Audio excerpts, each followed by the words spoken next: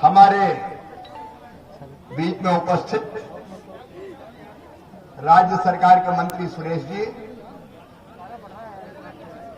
हमारे लोकप्रिय विधायक इस क्षेत्र के आदरणीय सीताराम आदिवासी जी, हमारे जिलाध्यक्ष भारतीय जनता पार्टी सुरेंद्र जी,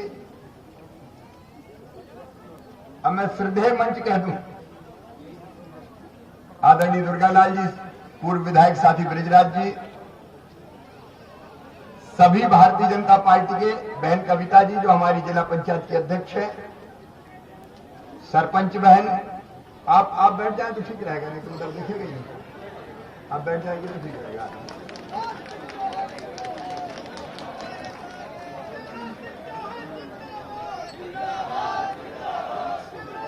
सभी आदरणीय जनप्रतिनिधिगण, सरपंच, जनपद पंचायत के अध्यक्ष, भारतीय जनता पार्टी के सभी वरिष्ठ नेतागण और मेरी बहनों, भाइयों, भांजे, भांजियों, दोनों हाथ जोड़ के आप सबको प्रणाम करता हूं, आप सबको नमस्कार करता हूं। अभी हमने भगवान बिरसा मुंडा जी की तस्वीर पर माल्यार्पण किया है। 15 तारीख को उनका जन्मदिन है, दिवाली के दिन, और उनका जन्मदिन जनजातीय गौरव दिवस, आदिवासी गौरव दिवस के रूप में मनाया जाएगा, क्योंकि वो इतने क्रांतिकारी थे। अंग्रेजों से उनने लोहा लिया था,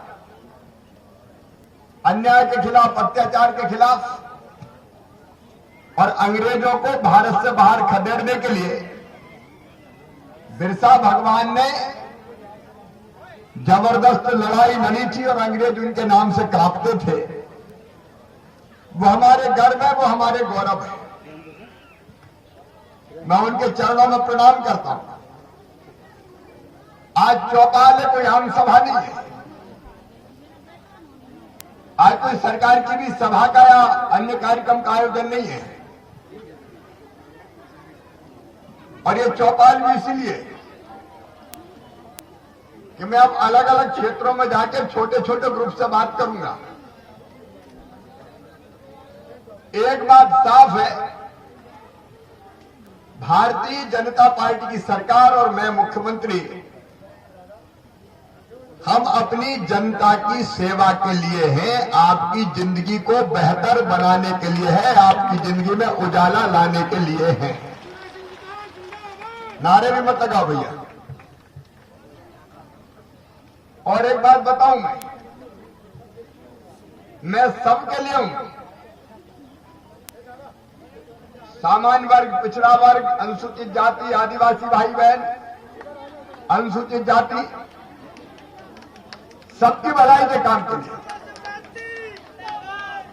लेकिन जो सबसे ज्यादा गरीब है, उसका सबसे ज्यादा ध्यान रखना मेरी ड्यूटी है, मेरा कर्तव्य है।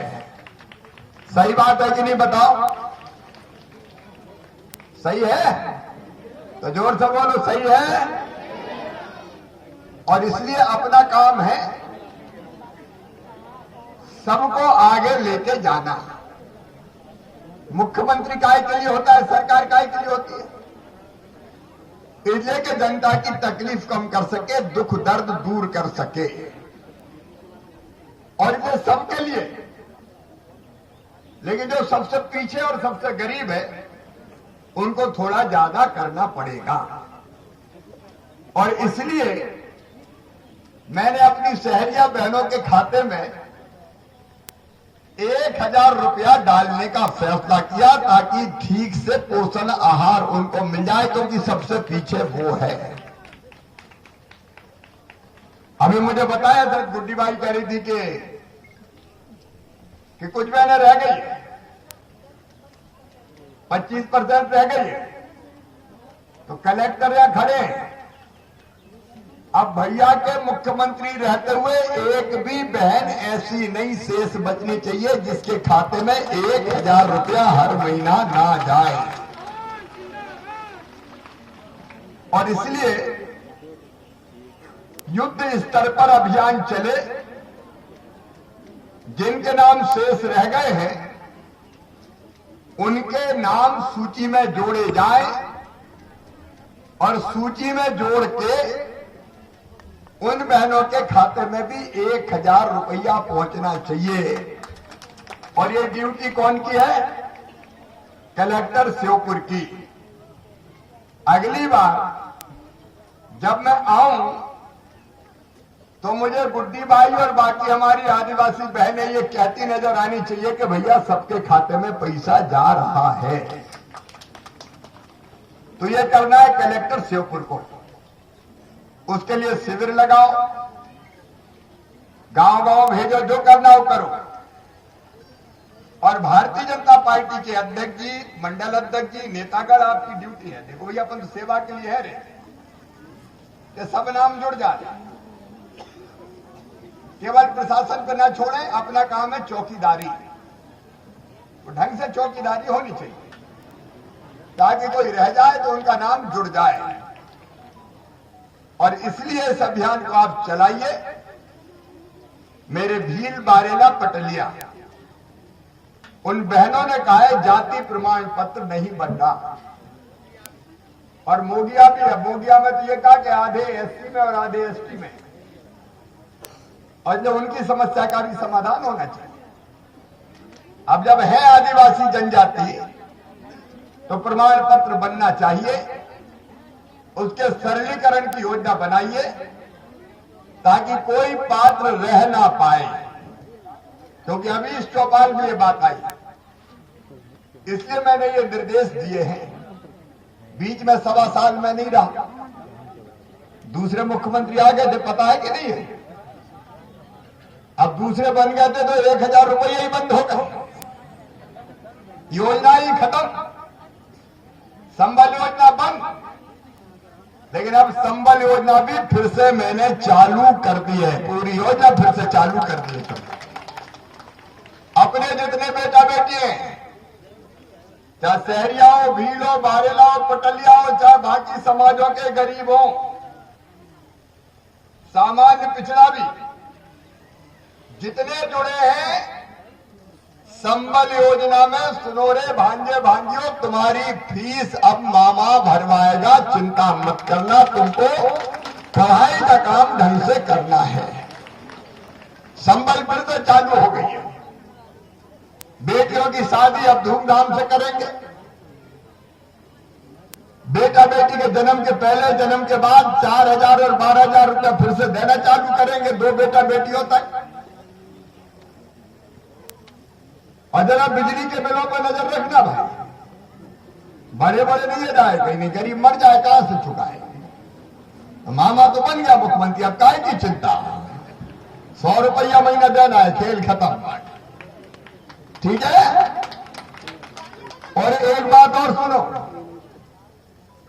आज ऐलान कर रहा हूं, सब ध्यान से सुनना रे मेरे बहनों और भाइयों। हमारे कई गरीब भाई बहन, अभी बाकी गरीबों के लिए भी कानून बनाऊंगा, और विशेषकर हमारे जो आदिवासी भाई बहन, कई बार जब जरूरत पड़ती है तो सूदखोरों से पैसा लेते हैं ब्याज पे। अब सूदखोरों की बात कर रहा हूं। अब वो बिना नियमों का पालन किए ऊंचे ब्याज की दरों पर कर्जा दे देते हैं, और उस कर्जे में फिर किसके गरीब रह जाता है, वो कर्जा चुका नहीं पाता। जब कर्जा नहीं चुका पाता तो उसका सामान गिरवी रख लेते, छोटा मोटा खेती का टुकड़ा हो तो वो भी गिरवी रख लेते, और बाद में उसको हड़प ही लेते। तो सब सुन ले, एक घटना गुना जिले में हुई है। रुपया के पीछे एक हमारा आदिवासी भाई जिंदा जल गया। ये मध्य प्रदेश की धरती पर मैं नहीं होने दूंगा। और इसलिए सूदखोर भी सुन लें और मेरे गरीब भाई बहन आदिवासी भी सुन लें। हमने कानून बना दिया है, पर कानून का नाम है अनुसूचित जनजाति ऋण विमुक्ति अधिनियम 220, और इसमें तय कर दिया है 15 अगस्त 2020 तक के जिन आदिवासी भाई और बहनों के नियम विरुद्ध, मतलब बिना लाइसेंस के मनमानी ब्याज की दरों पे जो कर्जा दिए थे सूदखोरों ने, वो सारे कर्जा माफ किए जाते हैं। अब वो कर्जा वसूल नहीं होंगे और इस पर हमने प्रावधान किया है। अब ना तो उसका मूल ऋण चुकाने की जरूरत है और ना ब्याज चुकाने की जरूरत है। मैं कर्जे की मार में गरीब को जिंदा जलने नहीं दूंगा किसी भी कीमत पे। और इसलिए ये सारे कर्जा माफ, और कोई प्रकरण अगर अदालत में न्यायालय में चल रहा हो तो अदालत में इस पे अब कोई कार्रवाई नहीं होगी। वो कार्रवाई अपने आप समाप्त हो जाएगी, क्योंकि मैंने कानून बना दिया है। और किसी की जेवर रकम जमीन अगर किसी सूदखोर को यहां गिरवी रखी है तो उसको वापस करनी पड़ेगी। और वापस करने से अगर वो मना करता है तो 3 साल की सजा और 1 लाख रुपए का जुर्माना उसको भरना पड़ेगा। गरीब का सामान लौटाना पड़ेगा, गरीब की जमीन लौटानी पड़ेगी, गरीब की संपत्ति लौटानी पड़ेगी। मैं गरीब को लूटने की इजाजत किसी भी सूदखोर को किसी भी कीमत पर नहीं दूंगा। मेरे बहनों और भाइयों, कलेक्टरों की यह जवाबदारी है, अकेले श्योपुर कलेक्टर नहीं, बाकी कलेक्टर भी सुन लें। ये आपकी जवाबदारी है कि सभी पात्र भाइयों और बहनों को इस कानून का लाभ मिल जाए। अरे अब कमाने वाला खाएगा और लूटने वाला, बोलो कमाने वाला, बोलो खाएगा, कमाने वाला और लूटने वाला जाएगा। बोलो ये होना चाहिए कि नहीं? अरे बोलो, ये मना कर रहा हूं तुम्हारे लिए, होना चाहिए कि नहीं? अब कमाने वाला खाएगा, लूटने वाला जाएगा, नया जमाना आएगा। क्योंकि मामा आगे आया। न्याय सबको भैया, और कोई भी सूदखोर, साहूकार, सूदखोर, मैं सूदखोरों की बात कर रहा हूं, ईमानदार व्यापारी किसान उनकी बात नहीं करता। अब कोई जो राज्य सरकार द्वारा निर्धारित दर है उससे ज्यादा पे कर्जा देगा तो उसका कर्जा भी माफ कर दिया जाएगा। फिर मैं वसूलने नहीं दूंगा, ठेंगा बता दूंगा, देखते ही रह जाएगा। और इसे लूटने की संस्कृति मध्य प्रदेश की धरती पर अपन नहीं चलने देंगे भैया। गलत काम करने वालों के खिलाफ कड़ी कार्रवाई होगी, मामा का साफ कहना है। जितने मेरे किसान भाई हैं, चिंता की जरूरत नहीं। बांध की ओर करे तो मुजरी भी बनाऊंगा, उसकी प्रक्रिया चल रही है। और अभी और बात नहीं है, वो भी देखो।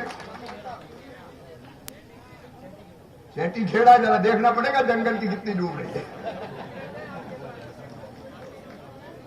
हाँ चेटी खेड़ वो तो पहले से, अभी दूसरा और बता दिया ना, यहाँ तो और दो बता देते। सीधा साधा मुख्यमंत्री तेरी तो दिक्कत है। तो जो हो सकता है सर्वे करके वो भी कोशिश करेंगे। और किसान सम्मान निधि का एक बार पूरी सूची देख ले। ककरेटा, हाँ लिखा हुआ है मकरेटा। अब वो देख के करेंगे यार, ऐसे मत करो। एक मिनट, अब मेरी बात पहले हो जाए। एक बात और सुन ले, किसान सम्मान निधि में मुख्यमंत्री किसान कल्याण निधि जुड़ गई। अब 10,000 के, अब 4,000 6,000 के साथ मिलके 10,000 रुपया हर किसान को मिलेगा, चाहे आधा एकड़ जमीन का हो, चाहे 1 एकड़ का। भैया बारे बारे भी हो, राम का तो बता नहीं हो रहे। 100 एकड़ भी हो तो देंगे। अरे गरीब को मिल जाए यार, क्या दिक्कत है। उस सूची में जो नाम रह गए हों वो नाम अपडेट कर ले। देखो अभी मैंने योजना बनाई तो जाहिर है कि नाम बचे होंगे, तो जो बचे नाम है वो जोड़ने का अभियान चलेगा। और 3 किस्तों में प्रधानमंत्री जी के पैसा मिलेंगे, 2-2 हजार, और 2 किस्तों में मामा के पैसा मिलेंगे। तो 5 किस्तों में 10,000 आएंगे। जब जरूरत पड़े तो 2,000 आ जाए तो कर्जा लेने की जरूरत ही नहीं पड़े।